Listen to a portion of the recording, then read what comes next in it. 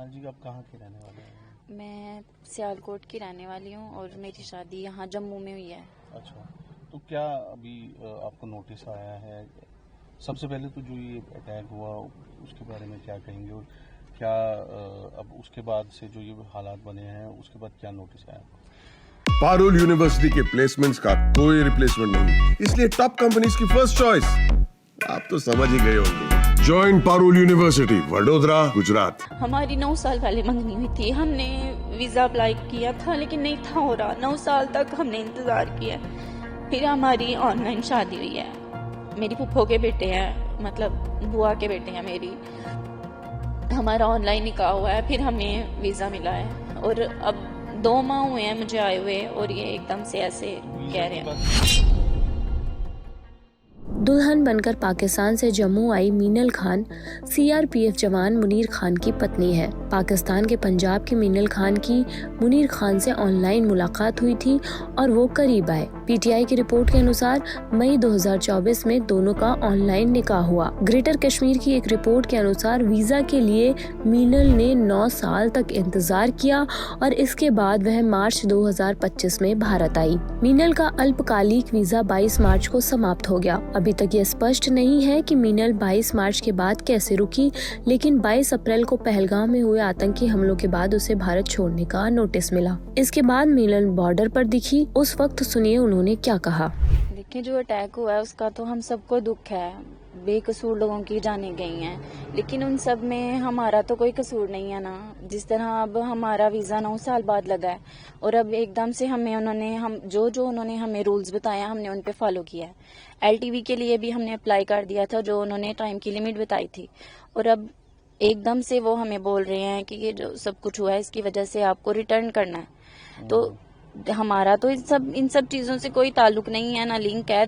हमें दुख है जो बच्चे बॉर्डर पे हैं, माएँ दूर हैं उनसे। हमें कोई भी कानून या कोई भी मजहब धर्म, कोई भी किसी भी कंट्री में कोई ये नहीं कहता कि हस्बैंड और वाइफ को अलग किया जाए या माँ और बच्चे को अलग किया जाए। जैसे बॉर्डर पे भी बच्चे उस तरफ हैं, माएँ इस तरफ हैं, कुछ बच्चे यहाँ हैं, माएँ उधर है, और ये बात गलत है।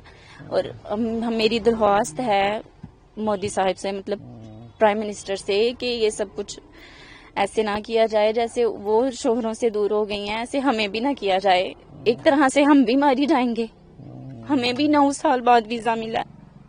क्या प्रोसेस क्या था? जैसे आपकी शादी हुई उसके बाद क्या रहता है, इस पे अप्लाई करना होता है, आपने क्या क्या प्रोसेस किया है इसमें?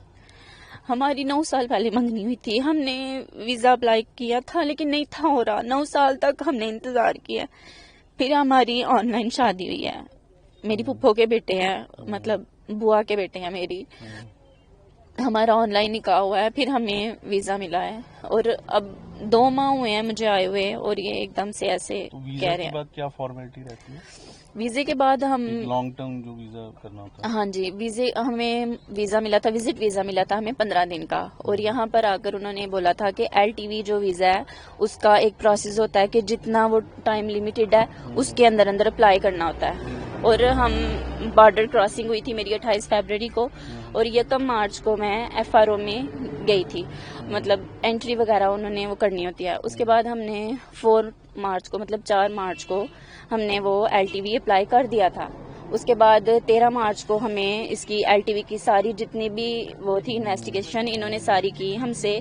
इन्होंने मतलब 13 मार्च को इन्होंने हमसे इंटरव्यू किया था एलटीवी के लिए, और 14 मार्च को हमारा वीजा एक्सपायर हो जाना था। फिर हमने इनसे पर्सनली भी पूछा एफआरओ से कि हमारा वीजा कल खत्म हो जाना है और फिर अब हम रुकें या जाएं, लेकिन इन्होंने कहा था कि आपका वीजा एलटीवी में आ गया है, अब आप एलटीवी में आ गए हैं और अब आप स्टे कर सकते हैं।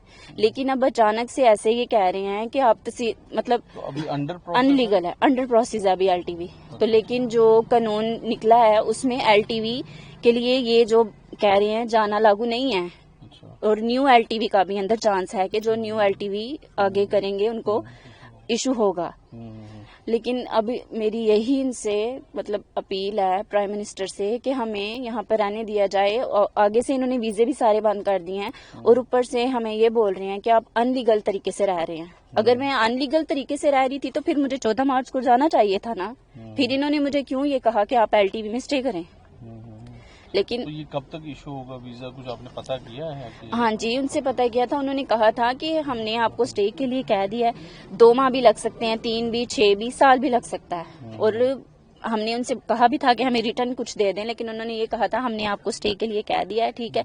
और जब जब उन्होंने हमें बुलाया हम गए हैं। FRO वालों ने भी बुलाया हमें, मतलब ये जो इंस्पेक्टर होते हैं, थाना होता है जो, इन्होंने भी हमें बुलाया, हम वहाँ भी गए हैं।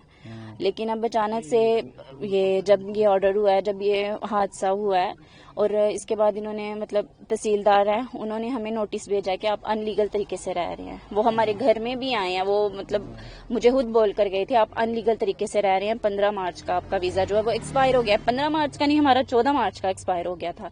और मैंने उनसे तब भी कहा था कि अगर मैं अनलीगल तरीके से थी, आपको तब कहना चाहिए था, अब आप क्यों बोल रहे हैं? क्योंकि हमें तो उन्होंने लॉन्ग टर्म वीजे में स्टे का बोला था और हम उसी वजह से कर रहे हैं। और यही बात हमने, मतलब ये जो तहसीलदार है, हमने इन्होंने भी हमसे पूछा था जब हम स्टे कर रहे थे कि आपने स्टे क्यों किया। और हमें उन्होंने एप्लीकेशन, वो जो ID होती है उसकी LTV की, उन्होंने हमें वो दी थी और यही बोला था कि आपको कोई भी कुछ कहेगा आपने वो प्रूफ दिखाना है। ये इस तरह की ये जब हमने उनसे बात की थी, मतलब उनको बताया था कि तहसीलदार ने हमें ये ऐसे वो किया है। नोटिस मिलने के बाद मीनल ने हाईकोर्ट में याचिका दायर की थी। मीनल के वकील ने बताया कि उन्हें अभी भारत से नहीं जाना है। सुनिए उन्होंने क्या कहा।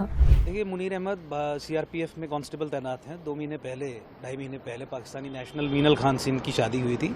विजिटर वीज़ा पे वो हिंदुस्तान में आई और उसके बाद लॉन्ग टर्म वीज़ा LTV उसके लिए उन्होंने अप्लाई किया, क्योंकि जब आप इंडियन नेशनल से शादी करते हैं तो आप LTV के लिए एलिजिबल हो जाते हैं। पहलगाम हमले के बाद 23 अप्रैल 2025 का जो गृह मंत्रालय का MHA का जो आदेश था, उसमें 2 कैटेगरी के पाकिस्तानी नेशनल्स को एग्जेम्प्ट किया गया था यहाँ से डिपोर्ट करने से।